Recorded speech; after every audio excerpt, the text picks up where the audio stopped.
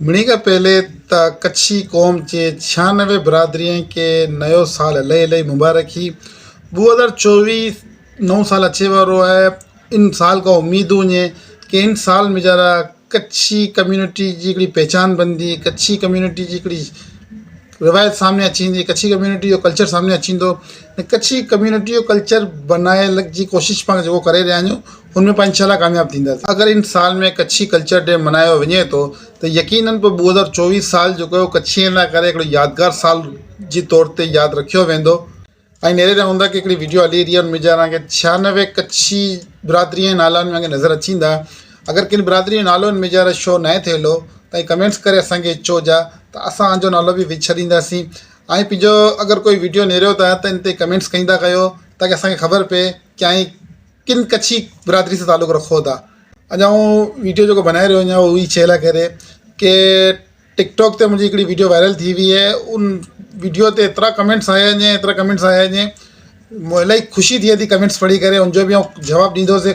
ने इन जे अलावा जेको आहे कच्छी कल्चर डे जी तारीख़ करो है, वक़्तु करो है, इन जे मुतलिक़ जेको चीज़ूं हुयूं हू वाज़े करणी हुई।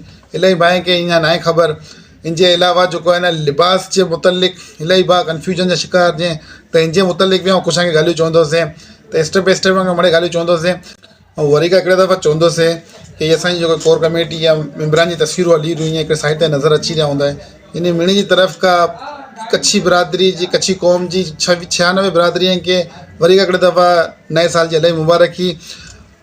हाणे खां हिकिड़ी रिक्वेस्ट करींदुसि मिणी भाई खां कि ऐं मुंहिंजी वीडियो जेॾा बि नेरे रहिया आहियूं टिकटॉक ते, यूट्यूब ते, फेसबुक पेज ते, ट्विटर ते, स्नैक ID ते, जिन प्लेटफॉर्म ते ऐं वीडियो खे नेरे रहिया आहियूं त ज़रूरु वीडियो खे शेयर कयो ताकी पंहिंजे ॿिए कच्छी भाई तक ॻाल्हि पुॼे।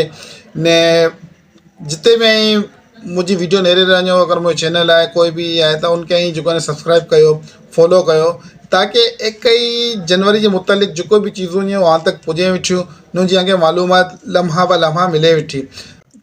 जेको बि भाउ कच्छी में जरा वीडियो बनाइए था या कच्छी ईअं या यूट्यूबर ईअं या टिकटॉकर ईअं कोई बि किन बि शोबे सां ईअं त उहो अगरि पंहिंजी कोई बि वीडियो लॻाइए था त उहो हिकिड़ो कमु कईं कि उनमें जरा जेको आहे न कच्छी कल्चर डे जो हिकिड़ो हैशटैग लॻाइए न हिकिड़ो जे कच्छी जो हैशटैग लॻाइए। इहो हैशटैग हर पंहिंजी वीडियो में लॻायो।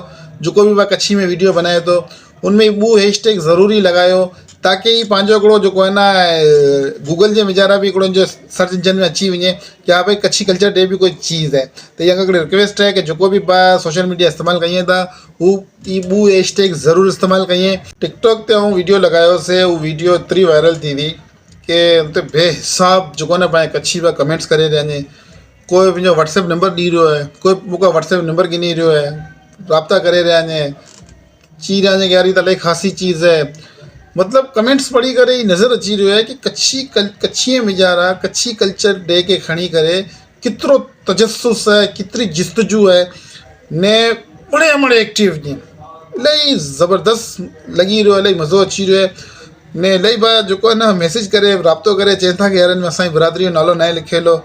मतिलबु एतिरो गौर बि करे रहिया आहिनि कि हेॾियूं वॾी बिरादरी जो नाला लिखियल आहिनि जंहिंमें पंहिंजी बिरादरी जो नालो लॼणो वरी असांखे चवणो कि भई असांजी बिरादरी जो नालो मीजर न आहे।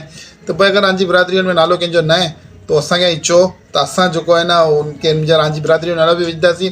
ने अगरि वीडियो नेरे रहिया आहियूं त ऐं किन कच्छी बिरादरी सां तालुक़ु रखो था, जिन बि कच्छी बिरादरी सां तालुक़ु रखो था त पंहिंखे मैंशन कयो ताकी ख़बर पए कि भई कच्छी बिरादरी किन बिरादरी जो माण्हू जेको आहे न वीडियो नेरे आहे, कमेंट्स करे आहिनि।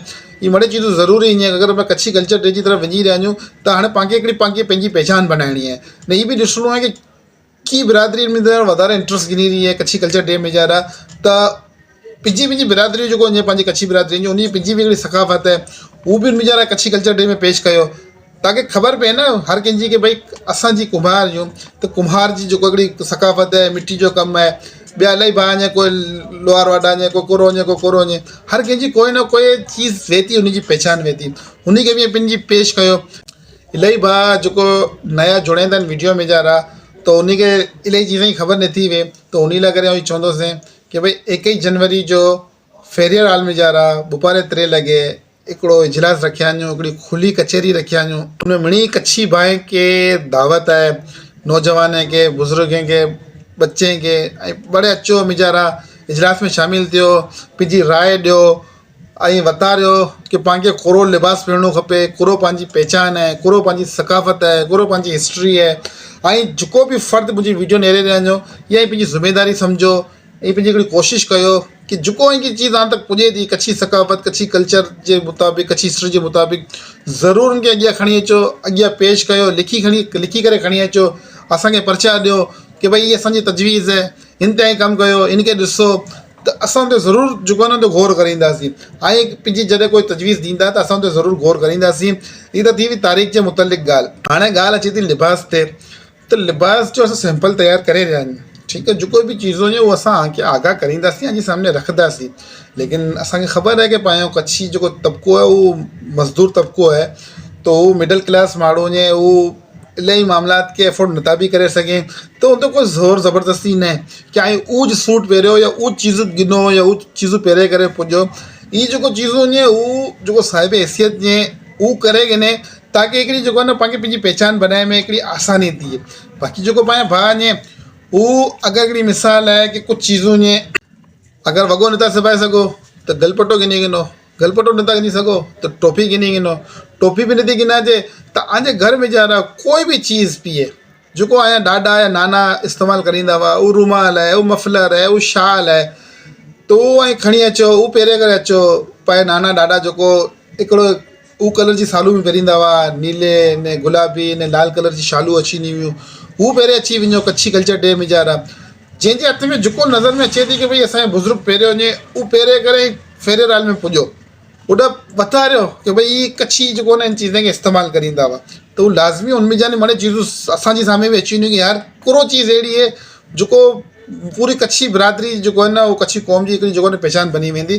त जंहिंजे हथ में जेको चीज़ सम्झ में अचे थी सकाफ़त जे हिसाब सां उहो ज़रूरु उनखे खणी करे ओॾे पुॼे।